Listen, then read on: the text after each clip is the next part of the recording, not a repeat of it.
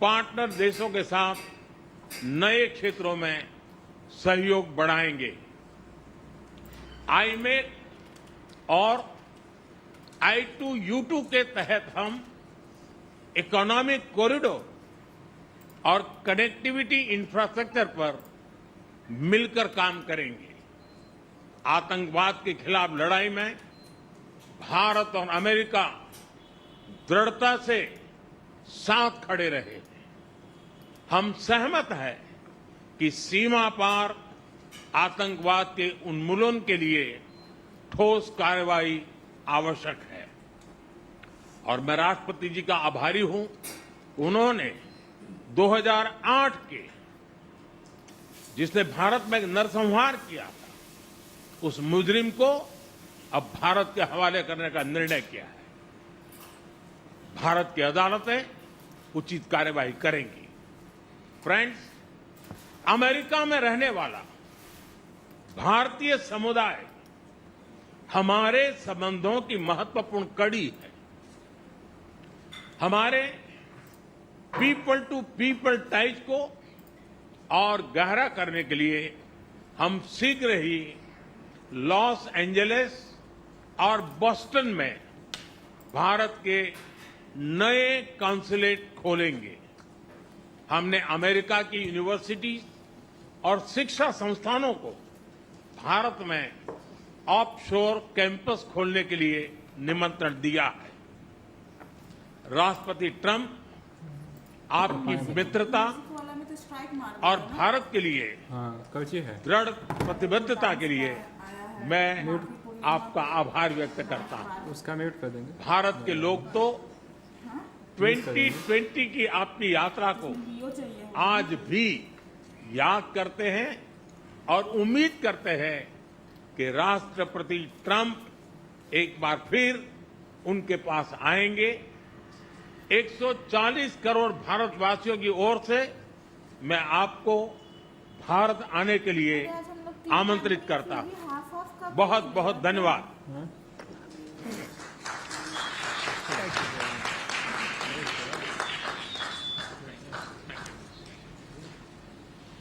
Okay, thank you very much. That was excellent.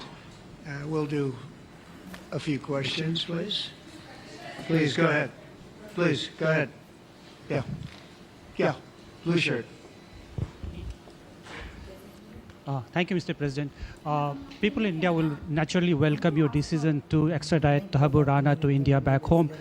In that context, I would like to ask you a question about, in last few years, we have seen several groups in the U.S.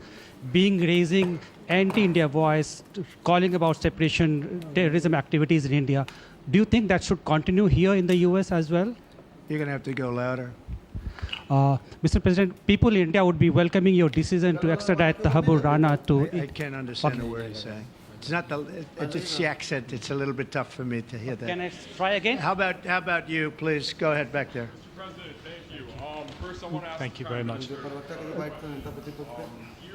and the President, you both spoke about combating ISIS. You both sounded very excited about this partnership upcoming.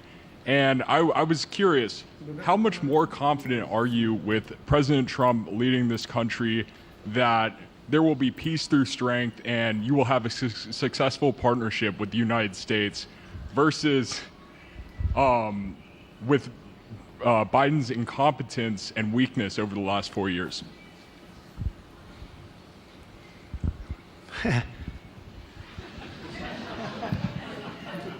That's your question, but I'll answer it. I agree with you. Yeah, gross incompetence. We're going to have a fantastic relationship, and it has been, look, the whole world's been set back over the last 4 years by the weakness of the United States, the weak leadership of the United States, but I think we've taken care of it in just 3 weeks. It seems to me that even some of the media that we wouldn't prefer has been writing that this is a much different country right now, that the world has a light over it. Not only our country, but the whole world. The Prime Minister told me that before, too, even over India. The world has a light. They need the United States to be strong and powerful, but good.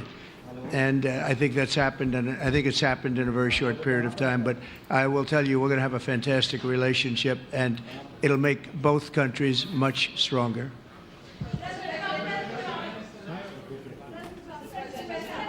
Yes, go ahead, please.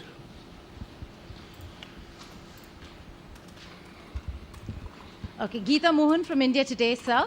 I'll just take my colleague Lalit Jha's question forward because you can understand. Okay, fine. The question is about the fact that you've decided to extradite Thakur Rana. Thank you so much. India has been waiting to have him back in India to bring him to justice. But there are many other elements in the United States of America, particularly Khalistani separatists who've been working against Indian interests. How is the United States of America going to cooperate on that front with India? There have been allegations that have been leveled against Indian agencies by the Biden administration. Are you going to relook that with Tulsi Gabbard as DNI now? Well, I don't think India had a very good relationship with the Biden administration. They wouldn't sell them oil and gas, which is rather hard to believe because, it's a good thing to do.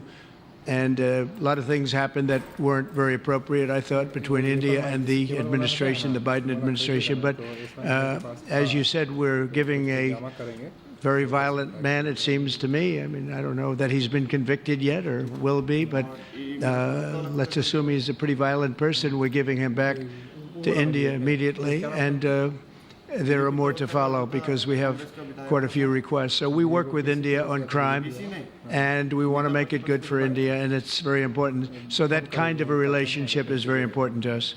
Okay? Go ahead, please. Go ahead. Thank you. Mr. President, you've repeatedly called India a big abuser of trade and said it is really difficult to do business in India because of tariffs. You announced reciprocal tariffs today. I am hoping you can speak about what kind of reciprocal tariffs India can expect. Are you willing to make any concessions? And how can India head off these tariffs? I also have one for the Prime Minister. Well, India's been to us just about the highest tariffed nation anywhere in the world. They've been very strong on tariffs, and I don't blame them necessarily, but it's a different way of doing business. It's very hard to sell into India because they have trade barriers, very strong tariffs. We are right now a reciprocal nation. We are going to, if it's India or if it's somebody else with low tariffs, we're going to have the same. We're going to have whatever India charges, we're charging them. Whatever another country charges, we're charging them. So it's called reciprocal, which I think is a very fair way. We didn't have that. I was going to do that in my other term, and we had the greatest economy ever in the world. There's never been an economy like we had, and then we got hit with COVID. We had to focus on that, and I wasn't really in the mood to be putting it on Italy and Spain and France and India, frankly, and a lot of other countries because the world was very troubled until we got rid of that nightmare. But we had the strongest economy anywhere in the world during that fairly long period of time during my first term, as you know, and we didn't do the tariffs. We would have done the reciprocal tariffs, but we decided, and I decided, I think on a human basis, on a humane basis, not to do them because of the fact that there was such suffering all over the world. The last thing we needed to talk about is trade problems. But now we do. We're doing, we see a tremendous future for our country, but we felt that now it's finally time after 45 or 50 years of abuse that we will do, and this isn't India, this is among a lot of nations. The European Union is very difficult for us, very, very difficult. They tax our companies at levels that nobody's ever seen before. They take advantage of a lot of things, so we're not happy about that. China, of course, is terrible, and we've never taken in 10 cents until I was president. We've taken in hundreds of billions of dollars from China since I've been president in first term and now. And we have to do that just as a mechanism of fairness. And that's what I've done. And so we are being reciprocal with India. Whatever India charges, we charge them. So frankly, it no longer matters to us that much what they charge, because whatever they charge, I had discussions with India in the first term about the fact that their tariffs were very high, and I was unable to get a concession. So we're just going to do it the easy way, and we're just going to say whatever you charge, we charge. And I think that's fair for the people of the United States, and I think it's actually fair for India. Okay? Are you willing to make any concessions, sir? Any concessions? Go ahead, please. Ask to the A Prime question Minister, for the please. Prime Minister, please. Ask to the Prime Minister, please. Yes. Sorry. Yoshita Singh with Press Trust of India. Prime Minister, thank you, Mr. President. Prime Minister, the US is giving a lot of push to curb illegal immigration, and India has been cooperating on this issue. How does India see this issue in the larger context? Thank you. सवाल सिर्फ भारत का नहीं है, वैश्विक रूप से हम इस बात के हैं कि गैर कानूनी तरीके से जो लोग दूसरे देशों में होते हैं उनको वहां रहने का कोई कानूनी अधिकार तो है नहीं। जहां तक भारत और अमेरिका का सवाल है, हमने हमेशा कहा है कि जो वेरीफाइड होगा, जो सच्चे अर्थ में भारत का ही नागरिक होगा, वो अगर अमेरिका में गैर कानूनी तरीके से रहता है तो उसको वापस लेने के लिए भारत तैयार है। लेकिन बात हमारे लिए वहां से रुकती नहीं है। ये सामान्य परिवारों के बच्चे होते हैं, उनको बड़े बड़े सपने दिखाए जाते हैं और उनको ज्यादातर ऐसे होते हैं उनको गुमराह करके लाया जाता है। और इसलिए ये ह्यूमन ट्रैफिकिंग में जुड़े हुए पूरे इकोसिस्टम पर हमने वार करना चाहिए। और अमेरिका और भारत मिल करके हमारी कोशिश है और हमारी कोशिश रहनी चाहिए कि इस प्रकार की पूरी इकोसिस्टम को हमें जड़ मूल से नष्ट करना चाहिए ताकि ह्यूमन ट्रैफिकिंग बंद हो और गरीब लोगों को जो अपनी धन दौलत बेच करके ऐसे बड़े बड़े सपने दिखा करके उनको अंधेरे में रख करके ले जाया जाए, उनके साथ भी पूरे इकोसिस्टम के खिलाफ है। और मुझे विश्वास है कि राष्ट्रपति ट्रंप भी इस इकोसिस्टम को खत्म करने में भारत का पूरा सहयोग करेंगे।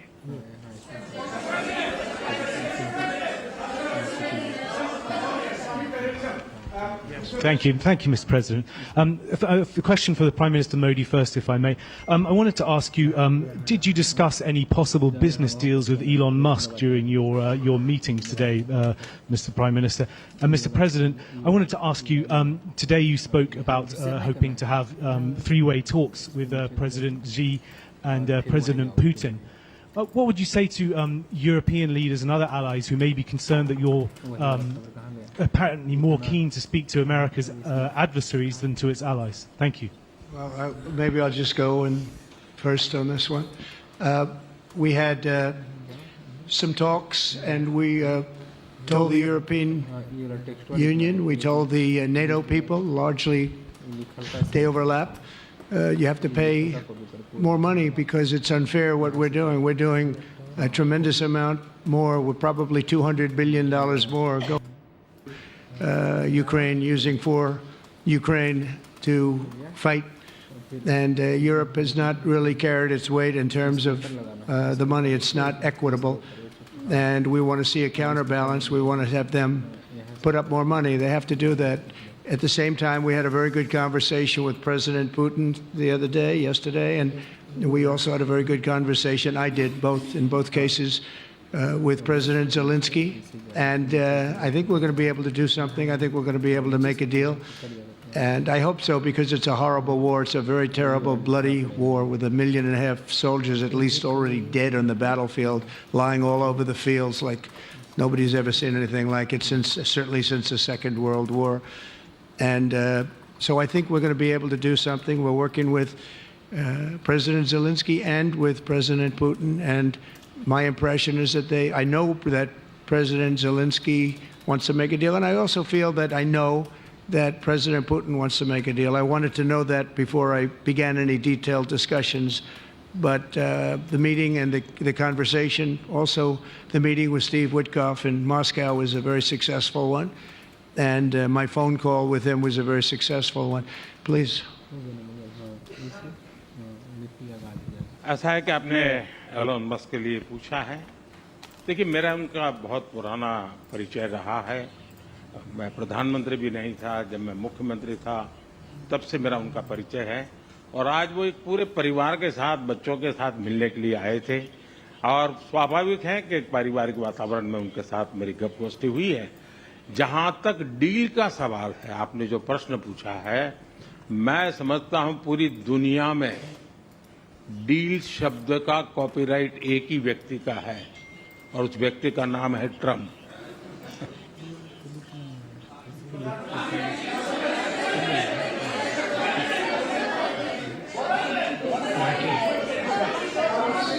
That was very nice. Yeah, go ahead, please. Thank you, Mr. President. Can I ask whether you discussed at all today the case of Gautam Adani, who's one of the wealthiest men in Asia and perceived as an ally of Prime Minister Modi? Prime Minister Modi, have you asked the President to take action on that case? Thank you. पहली बात है, भारत एक लोकतांत्रिक देश है और हमारे संस्कार, हमारी संस्कृति वसुधैव कुटुंबकम की है। हम पूरे विश्व को अपना एक परिवार मानते हैं। हर भारतीय को मैं अपना मानता हूं। दूसरी बात है, ऐसे व्यक्तिगत मामलों के लिए दो देश के मुखिया न मिलते हैं, न बैठते हैं, न बात करते हैं।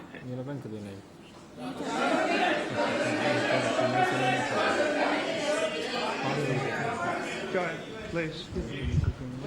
Yeah, please. Sir, go ahead, please. Yes. Thank you, Mr. President. Thank you, Mr. Prime Minister. I have a question for you as well. But, Mr. President, you have suggested, with regards to the Russia-Ukraine war, you've suggested several things that Ukraine should give up. The idea of NATO membership, territory that was seized back in 2014 by Russia. What should Russia give up? Russia has gotten themselves into something that I think they wish they didn't. If I were president, it would not have happened. Absolutely would not have happened. And it didn't happen for 4 years. If you look at what has taken place under President Bush, they lost a lot. Under President Obama, they lost Crimea. Under Biden, it looks like they could lose the whole thing. Under Trump, they lost nothing. Ukraine lost nothing. They didn't give up anything. And you take a look at the other three presidents surrounding me, they gave up a lot. I think that when you look at Ukraine and when you look at the mess that they're in, it's got to be ended and it's got to be stopped. Now, Russia's taken over a pretty big chunk of territory, and they also have said from day one, long before President Putin, they've said they cannot have Ukraine be in NATO. They said that very strongly. I actually think that that was the thing that caused the start of the war, and Biden said it, and Zelensky said it, and I think that was one of the reasons, one of the starts of the war. But from long before Putin, they said you cannot have Ukraine going in any way into NATO. And I start from that standpoint. I think everybody knew that. Now, if a better deal can be negotiated, if they are able to make a deal where they can do that, that's fine with me. I really don't care. I want that bloodshed to stop. I don't want to see, we have an ocean between us and the site we're talking about, the site of death. We're calling it the fields of death. We have a big ocean in between us. This is more important for Europe. We shouldn't be in. They have to equalize, and they're going to have to do it fast, but they have to equalize. But as far as the negotiation, it's too early to say what's going to happen. Maybe Russia will give up a lot. Maybe they won't, and it's all dependent on what is going to happen. The negotiation really hasn't started. But I will say, as far as NATO is concerned, from many years before President Putin, I will tell you that I've heard that Russia would never accept that. And I think Ukraine knew that, because Ukraine wasn't in and never requested to be in until more recently. So that's the way it is, and I think that's the way it's going to have to be. Go ahead, please. All right, go ahead, please, with the tie. With the tie, yeah. Mr. President, yes, go ahead, please. This is Saurabh Shukla from News Mobile. Mr. President, you spoke about Prime Minister Modi as a tough negotiator. Who was a tougher negotiator today, and who has a better negotiating tactic when it comes to tariffs? Oh, he's a much tougher negotiator than me, and he's a much better negotiator than me. There's not even a contest. Okay?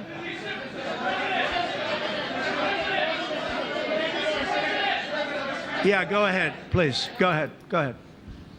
Reena Bhardwaj from ANI. How do you see this relationship between India and the United States to counter China? And what is your vision when it comes to